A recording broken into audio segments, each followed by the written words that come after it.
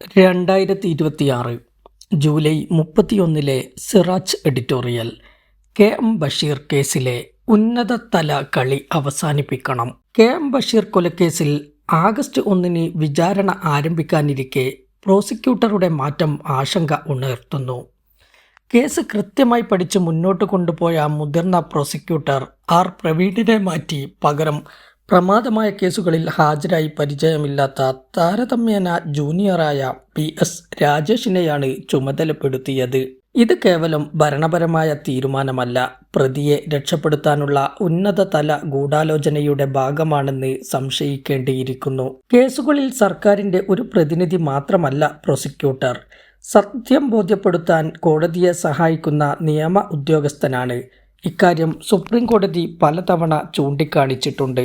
പ്രമാദമായ കേസുകളിൽ പ്രോസിക്യൂട്ടർമാരെ നിയമിക്കുമ്പോൾ അനുഭവ പരിചയവും കേസിന്റെ സങ്കീർണത കൈകാര്യം ചെയ്യാനുള്ള കഴിവും പരിഗണിക്കേണ്ടതുണ്ട്. തുടക്കം മുതൽ ഒടുക്കം വരെ ഒരു പ്രോസിക്യൂട്ടർ തന്നെ കേസുകൾ ചെയ്യുമ്പോഴാണ് ഉത്തരവാദിത്വം ശരിയായി നിർവഹിക്കാനാകുക.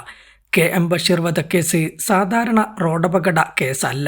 മെഡിക്കൽ എവിഡൻസ്, ഫോറൻസിക് വിശദാംശങ്ങൾ തുടങ്ങി ശാസ്ത്രീയ തെളിവുകളും CCTV, മൊബൈൽ ലൊക്കേഷൻ തുടങ്ങി ഡിജിറ്റൽ തെളിവുകളും കൈകാര്യം ചെയ്യേണ്ട ഭരണതലത്തിൽ സ്വാധീനമുള്ള IAS ഉദ്യോഗസ്ഥൻ പ്രതിയായ കേസാണ്. പ്രതിഭാഗത്ത് പരിചയസമ്പന്നരായ മുതിർന്ന അഭിഭാഷകർ അണിനിരക്കുമ്പോൾ പ്രോസിക്യൂഷൻ ഭാഗത്ത് കാര്യക്ഷമമായി വാദിക്കാനും തെളിവുകൾ ക്രമീകരിക്കാനും പ്രതിഭാഗത്തിൻ്റെ വാദങ്ങളെ പൊളിച്ചെടുക്കാനും അനുഭവസമ്പത്തുള്ള പ്രോസിക്യൂട്ടർ തന്നെ വേണം. ജൂനിയറായ ഒരു പ്രോസിക്യൂട്ടർ ഇത്തരം സങ്കീർണമായ നിയമതർക്കങ്ങൾ കൈകാര്യം ചെയ്യുന്നതിൽ പരിമിതികളുണ്ടാകും. കേസിന്റെ നാൾവഴികളും തെളിവുകളും നന്നായി പഠിച്ച നിയമജ്ഞനാണ് മുൻ പ്രോസിക്യൂട്ടർ ആർ. പ്രവീൺ.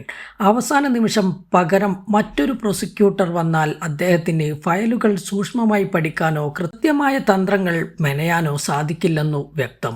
പ്രമാദമായ കേസുകളിൽ വാദിച്ച് പരിചയമില്ലാത്ത ഒരു ജൂനിയർ അഭിഭാഷകന് ചുമതല നൽകിയത് എന്തിനാണെന്ന് വ്യക്തവും വിശ്വാസയോഗ്യവുമായ മറുപടി പറയേണ്ട ബാധ്യത സർക്കാരിനുണ്ട്. നീതിന്യായ വ്യവസ്ഥയുടെ വിശ്വാസ്യത കാത്തുസൂക്ഷിക്കേണ്ടത് കോടതികളുടെ മാത്രം ഉത്തരവാദിത്തമല്ല. അന്വേഷണവും പ്രോസിക്യൂഷനും ഉൾപ്പെടെ കേസുമായി ബന്ധപ്പെട്ട മുഴുവൻ സംവിധാനങ്ങളും അതിൽ പങ്കാളികളാണ്.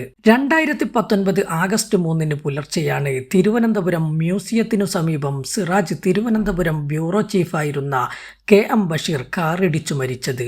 മദ്യലഹരിയിൽ അമിതവേഗത്തിൽ കാറോടിച്ച IAS ഉദ്യോഗസ്ഥൻ ശ്രീറാം വെങ്കിട്ടരാമനാണ് അപകടം സൃഷ്ടിച്ചതെന്ന് വ്യക്തമായ നിമിഷം മുതൽ തുടങ്ങിയതാണ് കേസ് അട്ടിമറിക്കാനുള്ള ഉന്നതതല നീക്കങ്ങൾ.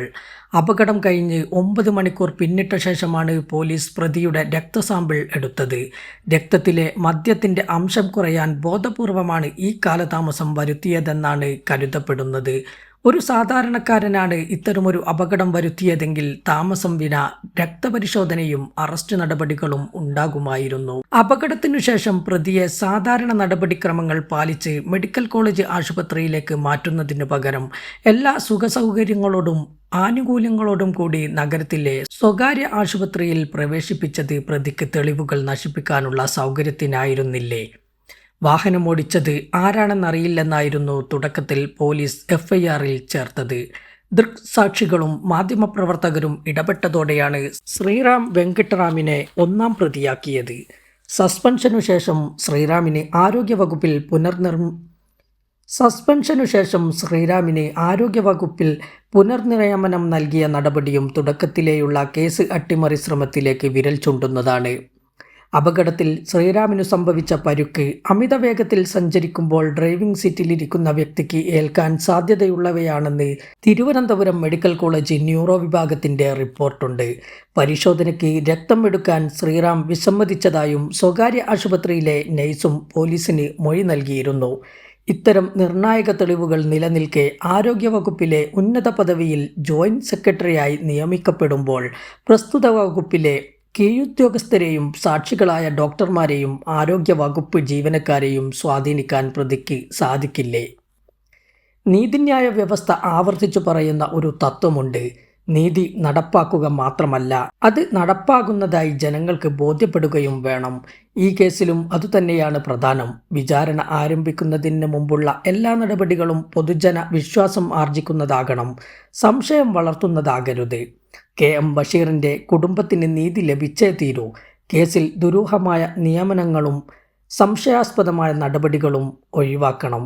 നിയമത്തിനു മുമ്പിൽ IAS ഉദ്യോഗസ്ഥനെന്നും സാധാരണക്കാരനെന്നും ഭേദമില്ലെന്ന വസ്തുത സമൂഹത്തിന് ബോധ്യപ്പെടുത്തിക്കൊടുക്കേണ്ട ഉത്തരവാദിത്വം സർക്കാരിനുണ്ട്.